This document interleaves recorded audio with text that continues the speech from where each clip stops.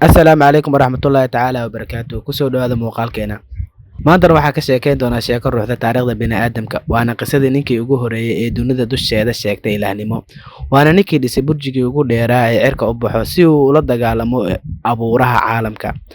Waana boqorkii kibirka iyo awoodda ku caanbaxay ee Nabruud ibnu Kancaan. Maantana waxaa ka hadli doonaa sidee bay ku bilaabatay boqortooyadiisa, maxayna isugu dhaceen Nabi Ibraahim, iyo musiibadii la yaabka lahayd ee loo adeegsaday dhimashadiisa. Dhammaan waxaa uga hadli doonaa muuqaalkeena maanta ee dhegeysi wacan. Nabruudna wuxuu ahaa boqorkii xukuma dhulka Baabil oo hadda loo yaqaan Ciraaq. Wuxuuna ahaa nin aad u hanti badan, lehna ciidan aan tiro lahayn iyo awood maamul oo aad u ballaaran, sida ay sheegeen culimada taariikhyahanada iyo Ibnu Kasiir. Nabruudna wuxuu ahaa afartii boqor ee dunida hal mar wada xukumay. Kibirkiisuna wuxuu gaaray inuu dadka ku qasbo inay asaga caabudaan. Wuxuuna u sheegay dadkiisa inuu asaga yahay kan bixiyo risqiga, nolosha iyo dhimashada inuu gacantiisa ku hayo. Dadkana waxay ugu hoggaansameen cabsi iyo baahi darteed. Waxaa jira kulan dhex mara Nabruud iyo Nabi Ibraahim calayhi salaam. Nabi Ibraahim wuxuu ku dhashay dhulka Baabil xilli uu Nabruud dusha ka haystay dadkana asnaamta ay caabudi jireen. Markii Nabi Ibraahim uu jabiyay asnaamtii dadka caabudi jireen, dadkiisu ayaa isku dayeen inay Nabi Ibraahim dilaan, balse Allah ayaa ka badbaadiyay. Warkaasna wuxuu gaaray Nabruud. Nabruudna wuxuu u yeeray Nabi Ibraahim si uu ula doodo, isagoo raba inuu muujiyo awooddiisa boqornimo. Doodan aadka u caanka ah waxay ku xusan tahay suuratul Baqara aayadda 258. Nabi Ibraahim wuxuu yiri, Rabbigayga waa kan wax nooleeya waxna dila. Nabruud oo kibirsan ayaa ku jawaabay, aniga wax waa nooleeya waxna waa dilaa. Wuxuuna u yeeray laba nin oo dil ku xukuman.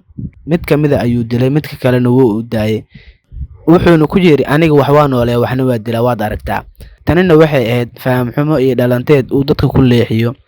Nabi Ibraahim oo gartay inuu Nabruud uu yahay nacas kibirsan iyo inuu rabo dadka inuu jahwareeriyo, wuxuu keenay xujo cad oo uusan marnaba ka baxsan karin. Nabi Ibraahim wuxuu yiri, Allaha aan caabudo wuxuu qoraxda ka soo bixiyaa bari, wuxuuna u ridaa galbeed, ee adiga soo bixi galbeed. Su'aashaas kadib Nabruud waxaa ku dhuftay jahwareer iyo aamusnaan. Wuuna hadli kari waayay, waayo wuxuu ogaay in awooddiisu ku kooban tahay masiirka dadka kooban oo uu dulmin karo oo kaliya, balse uusan waxba ka bedeli karin nidaamka koonka.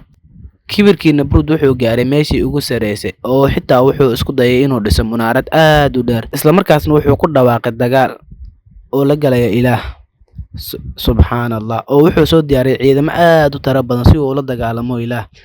Laakiin Allah awooddiisa uma soo dirin Nabruud malaa'ig waaweyn ama masiibooyin waaweyn sida duufaano, wuxuu u soo diray abuurka ugu daciifsan si uu u duleeyo kibirkiisa. Allahna Nabruud wuxuu u soo diray ciidan kaneeco ah oo aad u fara badan, kuwaasoo isku qariyay iftiinka qoraxda. Kaneecadii waxay cuntay hilibkii iyo haraggii ciidankii Nabruud, waxayna u reebtay kaliya lafaha. Mid ka mid ah kaneecooyinkii ayaa waxay sanka gashay Nabruud, waxayna u gudubtay maskaxda.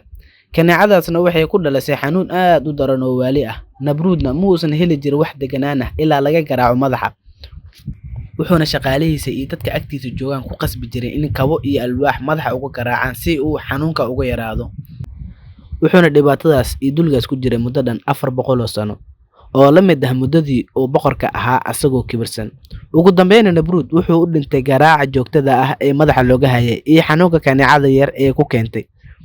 Waxaana ka baran karnaa qisadaas in kibirku yahay wadada halaaga. Qof kastoo dunida ku kibra kuna takrifala asoo haysta awood, wuxuu u dambeyn doonaa duuleysi iyo halaag.